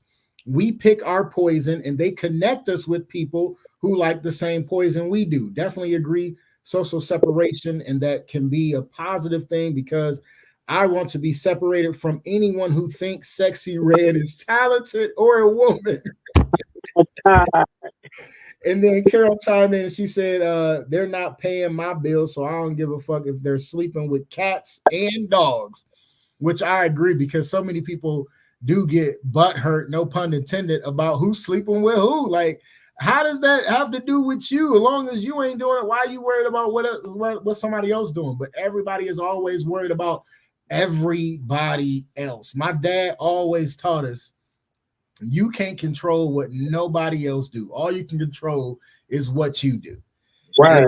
And we do come from the culture, like you were saying, Rob. If I ain't got nothing nice to say, and I don't feel like, because like you already know it's gonna start an argument, I'm gonna just keep scrolling. I know how to keep scrolling on by. It's been times where I look at a post and I'm like, man, they stupid, and I just keep scrolling. Keep going. Keep scrolling. Keep on going. And I don't even say nothing because it don't even be worth it. You know what I'm saying? 9 times out of 10. So it's like, why even waste my time and my energy on social media, bullies or whatever you want to call it. But yeah, I agree. Concrete said, she said, braids are definitely culture to me. I'm not going to lie. When I see white women with braids, I kind of FSTW. I don't know what that one means. Sorry, y'all. They see a fad, and I see working in corporate America. Some type of way. I had to. My bad. Thank you. No. Appreciate it. Because I thank you for that, bro. She said they see a fad, and I see working in corporate America and having the right for the right to wear braids, colored hair, or different hairstyles. We get a lot of criticism, but when someone from another race does us, it's fashion. And I agree, because I remember when I was working at this one sales company, and I had braids, French braids straight to the back, and they were always done nice. And one of the dudes was like, "Oh, you should have your hair like such and such," and he had a fade. And I'm like, "Nah," because like I took the time to grow my shit out, like, and I took the time to manicure the shit to where it looked good. You know what I'm saying? So. And, Lil Mama wear braids, you know what I'm saying? And they last because, she got that kinky ass damn hair. So it's like, I love her braids because I miss my braids. So I kind of like live vicariously through her a little bit with her hair. But, that's why they started that Crown Act, you know what I'm saying? So, I mean, it's just so much shit they try to do, or just people try to do. So, but yeah, I agree with you. It's definitely a social separation. Mm-hmm. I don't care what people do. My thing is, I don't care who you sleeping with. I don't care if you have more than one woman. I believe in polygamy. Like, I don't care I don't care. Are you a good person? You know what I'm saying? How do you treat people? How do you love people? How do you treat your kids? You know what I'm saying? And I think that we lose focus. Like, I was promoting one of my new songs, and I didn't put it out last year. And I put it on TikTok, and I said, "New song coming." And I was like, I had performed it on this little show. It was my first time back to the stage. And this girl came on there and was like, I said, "New show dropping in a couple of months." And she said, "When you drop it, drop it where?" She said, "Drop it where you got cut out." Drop it garbage. She said, "Drop it in the garbage." Because you started laughing so quick, you ain't even get the last part out. I was like, every time when she said it, it was just funny. So I laughed. And so people like my fans and, people that are supporters and people that just started following me, start going after her. Well, then it started to pop the algorithm. So I went in everybody DM like, "No, delete your message, delete your message." And I told her after that, "I love you. Thank you for your opinion. I really feel I appreciate that because everybody's not going to love it. So what do you think I can do different?" And when I said that to her, it stopped it. Yep. I don't want nobody. People fight, they'll show up to fight for me, you know what I'm saying? And then don't let my Caribbean people come, because they're coming at your blue clot rasty girl who don't care, snuggy titty, big belly girl, like, you know what I'm saying? And I'm like, no. So I'm always in that energy of, let me give you love back. I'm not gonna give you, tell me what I can do differently. You know what I'm saying? I like to get you as a fan. And so she was like, "What? You too dumb to know when you're being insulted?" I said, "Sometimes." And then boom, it stopped. No more algorithm, no more, flow or whatever like that, because, I know what you're trying to do. I know you're probably one of the patrons. She didn't have a lot of people on her page, but I'm gonna feed you a look. It's how you deal with people. And that's just the type of person I am. Like, I deal with people in a way, like I like transparency. I like, upness or whatever like that. You know what I'm saying? I don't like people to say, "I never lie." If you say you never lie, you're a liar to me. You know what I'm saying? I'm gonna deal with you and deal with people how they want to be dealt with.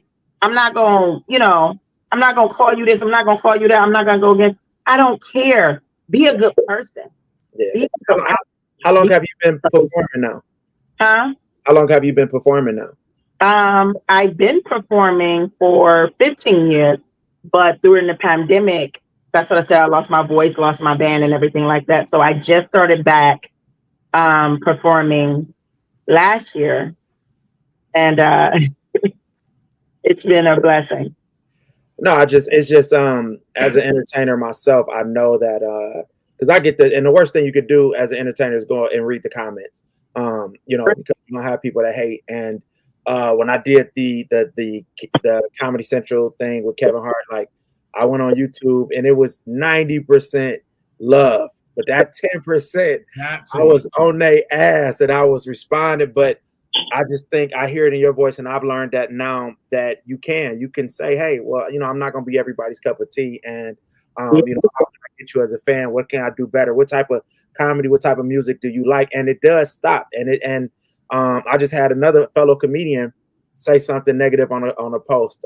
He called me a fake Paul Mooney or something, and I looked at his page, and I didn't think he was that great, but I just said, hey, brother, best of luck to you, man. Keep going. We're a fraternity. I see you. And he messaged me and was just like, bro, I apologize. I need to watch my mouth. I say dumb shit sometimes, and let's work together. So love does heal, and you learn that as an entertainer. You're not going to please everybody, and just keep it moving. Because again, you have to protect your energy. That's why I promote love all the time.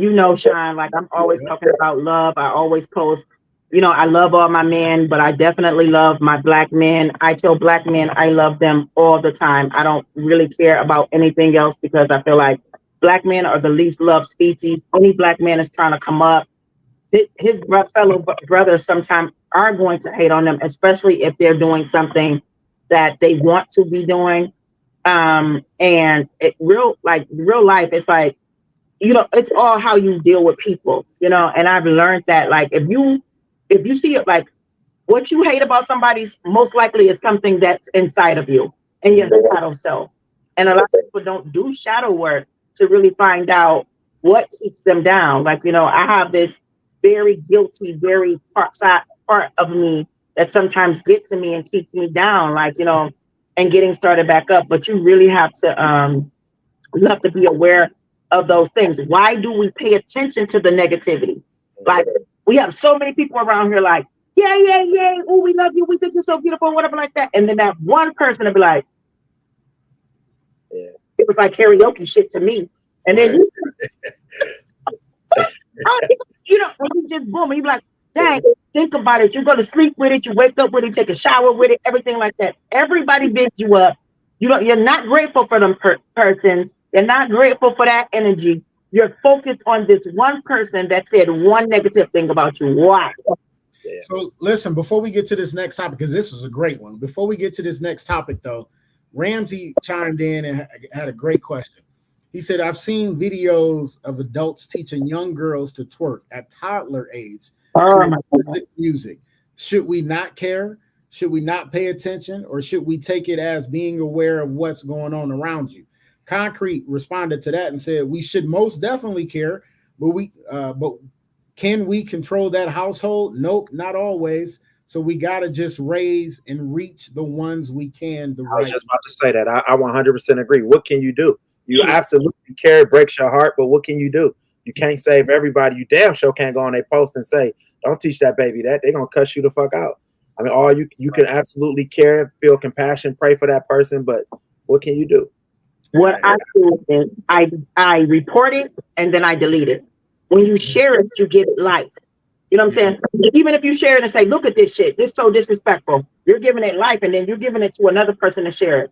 So when I see that personally, I report it as sexual, whatever, I think it's called sexual orientation, something like that, or something like that.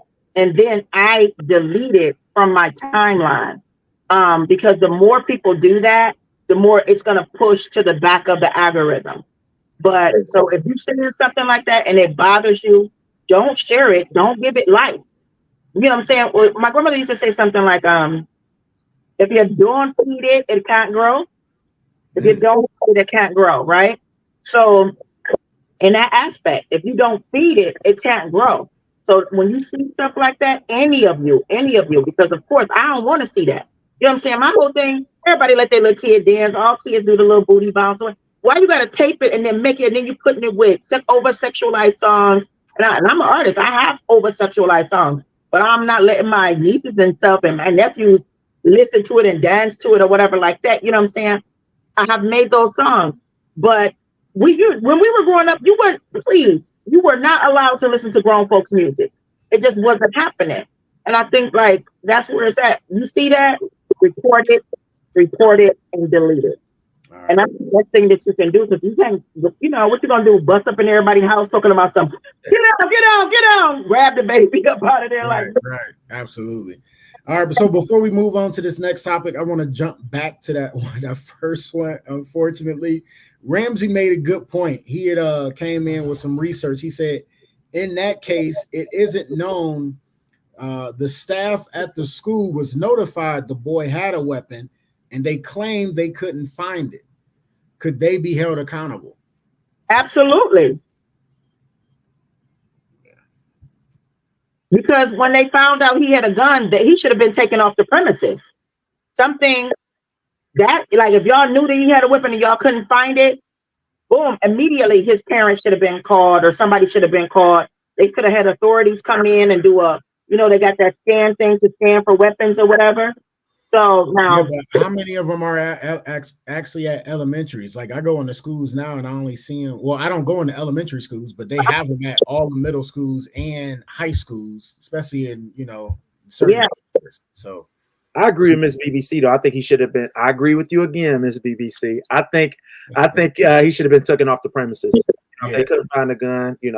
Take him off the premises. Absolutely. And why was he allowed around that teacher? But no, that's it. Yeah. Sean Showtime in the building. What up, fam? Show. That's my headliner, Valentine's Day. Hey, make sure y'all go check them out. Takeover Thursday, Valentine's Day week on that Thursday, right? It's going to be on that Thursday? Yeah. On Wednesday. It's on Wednesday. Oh, it's on a Wednesday. All right. Make sure y'all go check them out. Concrete also said, I got to stop giving those types of things life. You're right, sis. We also weren't allowed to listen to grown folks' conversation, music, or content. So, all right, let's get to this next one before we run out of time. I told y'all I was trying to get y'all out here early, but these conversations was too dope. So, all right, here we go. Last one on the docket. And I got to do this because you on the show, Rob, fellow comedian. So a comedian was being dragged on TikTok because another comedian said they were trifling. I'll just show you the video. Here we go. Hey guys, so it's been like 24 hours, so now we could talk about it. This is the story of Mojo Brooks and KDK Comedy and what happened this weekend. Blue commentary, burgundy commentary, commentary blue commentary, burgundy blue commentary, blue commentary, burgundy commentary. Guys, this video will be quick. I'm at work, but at the risk of it all, I'm going to claim fair use because of what just happened on TikTok. I need to use this as proof of what happened. So let's get into what started this beef. So you guys, people were attacking Mojo Brooks online immediately after this happened. Okay, I'm not going to name the comic and I'm not going to name the club, but I am going to tell you something egregious that happened to me last night at a show. I'm a stand-up comedian and I was booked to be the opening act for a bigger comic. And by bigger, I mean has a giant following. It remains to be seen if he's more talented. Anyways, I had a perfectly wonderful set and this comic actually didn't arrive in time for his show. So he arrived while I was on stage. He was over 30 minutes late to his own show. So I Googled him to get his intro facts and made sure I had his name correct and was hyping up the audience. I had a great set. I did not bomb. I'm a self-aware person. I've been doing stand-up for over 8 years. So if I bombed, I think I would know. No, the audience was laughing. They were into it. And then I introduced him. I hyped up the crowd. I said his name right. Everything was great. He comes out, doesn't look me in the eye, doesn't shake my hand, and starts ripping me to shreds, saying, I'm so sorry that she was on this show. You didn't rock up to the wrong building. I'm sorry if you wanted a refund. She doesn't belong here. She doesn't fit in.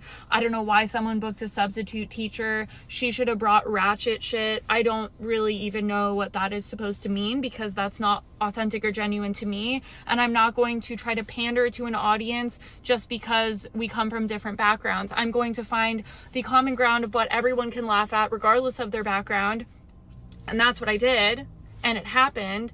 And then he spent the first 5 to 10 minutes of his set ripping to shreds that I didn't belong in the same building as him with his audience. Cool, very good look. So I left. I told the club what happened and I left, and they closed out the show. Immediately you're like, who would do this to this woman? This is in poor taste. this is horrible. And can you imagine being an opening act for someone huge? You could see that as a big opportunity, right? And so you listen to her story, immediately got out who it was. They were in California, and I believe that Mojo was looking for a opening person that was from the area, and he said preferably a woman. So you guys, TikTok found out who she was talking about and immediately went on the attack. So he had to get on live and try to defend himself, but no one was trying to hear that. Now, Mojo is from Chicago, I believe the west side of Chicago, and he was visiting California, so he was on a whole new territory over there. Let's listen to what he had to say. Just want to finally go ahead and address what this comedian has said I've done to her after she opened up for me in San Diego on Thursday. Just to dig right into it, she said I was late. I was not. The show was scheduled to start at 7, but because it was sold out, they wanted everybody to get in the building, so they pushed the time back to 7:30. Before she was even on stage, I was in the building. I was in the green room. I was on live. Everybody's saying that I was there. They were actually, when she actually got on stage, they were actually watching me on live while she was on stage. That goes to show you how good she was doing. She even went on to say that she had a perfectly great set and that she brought me up on stage to good energy, high energy in the room. Y'all, this was a sold-out crowd. A sold-out crowd of people who bought tickets to come and see me. This was the energy that I came up to. Or should I point this way? Either way, this is the energy. My hand and woo. Ready? Woo! All right, we have amazing energy. You guys have been very fun. Your headliner is in the house. Y'all, she also said that she did her due diligence. She went on Google to get some information about who I am. And the only thing that she was able to come up with was he blew up on social media. And then, y'all, this was the part. This is how she got my crowd up there. She said, let's get buck wild. He blew the fuck up all over online. Are you ready? Woo! All right, I need you to give it up right now. Get buck wild from Mojo, bro!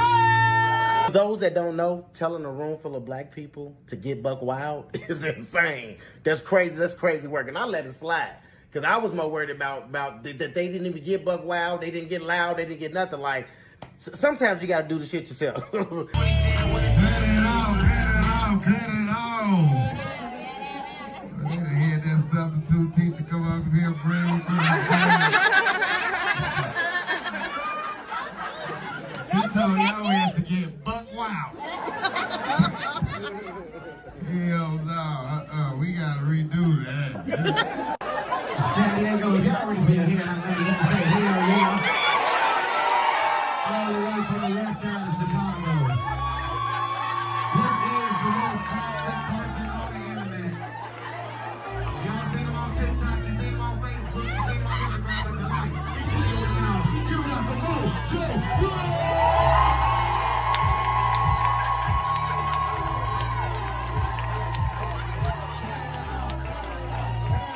If you got some good coochie and you know it, clap your hands. So I think that's a good part to stop. Rob, talk to me, man. What's your up? I mean, there's so many layers to that, bro. So this is why I teach the class on comedy etiquette, and I actually met that young lady at a comedy festival that I actually won, and they had her sitting on a panel teaching us, and I'm sitting there knowing I got way more experience and all of that than her. And they were praising her, and I could just, Sean, you could tell who not funny, you know, and she was talking and this and that. And, you know, I already kind of knew what it was. But this is the business side that I talked about earlier in the show. And you have to realize, I've seen headliners when you're on, it's the headliner show. If you go to my page, it's the last couple videos I just put up. I was talking about, it's the headliner show. I've seen headliners tell an opening act, hey, go up there and do that joke that didn't work, because they want to be able to talk about you, to be able to rag, and it picks the energy back up. I've seen them do that to comedians purposely and say, hey, man, I don't want to do that joke no more. Nah, man, do that joke again. So you go up there and be like, that motherfucker, that shit was horrible. It's just, and you have to have thick skin. You have to realize it's not your crowd, and just keep it moving. For one, that's his crowd. They're not going to remember you. They're not there to see. He didn't hurt your career. That was a caring moment. he called her a substitute teacher, and she didn't have thick skin enough to say, just keep it moving. She was offended by that. And this is the business. That's his show. That's his crowd. He had receipts. He was able to say, I was on live. Look at and then she's saying she's self-aware. It's so it would be we're gonna go over time if you let me talk about the subject, because comedians not knowing that they did bad is such a pet peeve. Like sometimes I'll have a set and I'm like, I gotta get better, I gotta do this, I gotta do it. And I'll see somebody go up there and do worse than me and drop the mic and be like, man, I'm the next motherfucker. And it's just comedians gotta be realistic, man. And as artists, we got to be, and we have to normalize being hard on yourself, because that's how you get better. You have to say what I could have did better, because that's what the greats do. That's what LeBron do. That's what Kobe do. Michael Jordan. That's what the greats do. They pick apart what they could have did better, and that's all I got to say. I saw that, and it's delusion. It's delusion. That's it. Because I'll be too long winded. I'll keep going, man. That's we got time. We ain't got to end. I'm just saying, Yeah. No. Yeah, listen. So my biggest takeaway was she been in 8 years, and she knows. She was 8 years. Yeah, she did say that. Okay, I was wondering about that. Okay. Yeah, she said 8 years. The girl that was doing the commentator on the video said a year, which didn't make no sense. But yeah, so 8. Yeah. She said 8, which is definitely a lot shorter than what you've been in the game, and we a year apart. But for her to be like, oh, I know if I bomb or not, blah blah blah, and all this, but you can tell it was a Karen moment, because she was adding other stuff that wasn't proven. Like, how you go add that he literally ripped into you the first 5 or 10 minutes of this set when he said 2 or 3 things? Substitute teacher. That was it. And she said she told y'all to get buck wild. Yeah. 2 things. He said 2 things about you. Yeah. Then redid his intro and actually got the crowd hyped to redo his intro the way he wanted. Literally. And wanted her. He only said one thing about her because he called her substitute teacher, but you did say get buck wild. Right. He was just speaking truth. Right. Yeah, for sure. And for her to the audacity of her saying the way she got the crowd pumped, she said she had the crowd pumped, was, I'm going to point at you and go, woo, and you go, woo. Like, and when you have a bad set, because the crowd, their energy is like, get the fuck off the stage right now. But when you have a good set, they ready to keep it going. That's when you know you did your job as an open act. They pumped. They ready to. She bombed. And it was clear. It was clear on energy. It was still dust in the air from the bomb. It was still smoke. It was definitely like Hiroshima, though. So yeah. But it was funny. So I definitely wanted to, like I said, I wanted to get that topic in with a fellow comedian to get your take on it, and then the special insight where you said you have met her before, and I can just see her being very condescending to everybody on the festival that had way more years in the game than she did. She just comes off that way, like totally. That's the problem with festivals. It's most of the time cruise ship comedians, white guys in their 40s, 50s telling you should be clean, you should be this, you should be that. And that's the problem with festivals. And you sitting there like, bro, you couldn't follow me if I had a bad show. And she was one of those people they were hyping up because she's quirky, because she's young, because she's probably a clean comedian, which no knock to clean comedians. Mark Gregory is a clean comedian. He's a dog. So no knock to that, but yeah. Miss BBC, I'm sorry. I told you, Sean, I get long-winded. I'm sorry. Hey, no, you good. No. You good, man. I wanted to hear it. No, this is definitely. She throwing the phone, hanging up on us, all that shit. Yeah, I'm going through a whole vibes over here. My whole little session is my whole little section is out of control. I felt like this was definitely you guys' vibe, and you know what I'm saying? That's just something, she tried her best, I guess.